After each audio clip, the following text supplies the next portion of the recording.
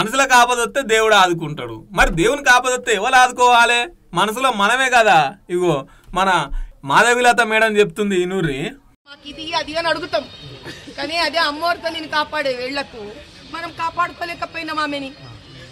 ఒక్క దినమన్నా ఇన్ని దేవుళ్ళని పూజిస్తాం కదా, ఒక్క కోరిక లేకుండా దేవుడా నువ్వు సల్లంగా ఉండాలి అని ఒక్కరోజు దేవుడి దగ్గర వెయిటింగ్ పెట్టినామా?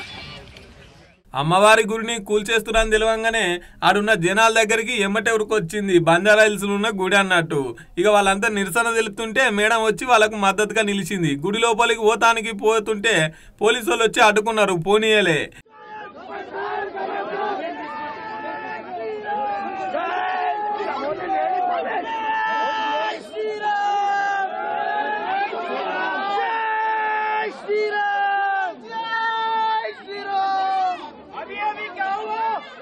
ఇక ముత్తాతల నుంచి ఉంటున్న గుడి గిట్లా కూల్చేస్తే ఎట్లా అని చెప్పేసి కన్నీటి పర్వంతం అయిపోయింది. వరద వచ్చినా వాన వచ్చినా కూడా ఆ వానల్నే ఎట్లా నిరసన తెలుపుతుంది. మనకు ఆపద వస్తే మనం దేవుని మొక్కుతాం కానీ దేవునికి మంచిగా ఉండాలని చెప్పేసి కనీసం మనం కొబ్బరికాయన కొట్టినామా, కనీసం మొక్కినామా అని చెప్పేసి భక్తులతో కలిసి కన్నీళ్లు తీస్తున్నది.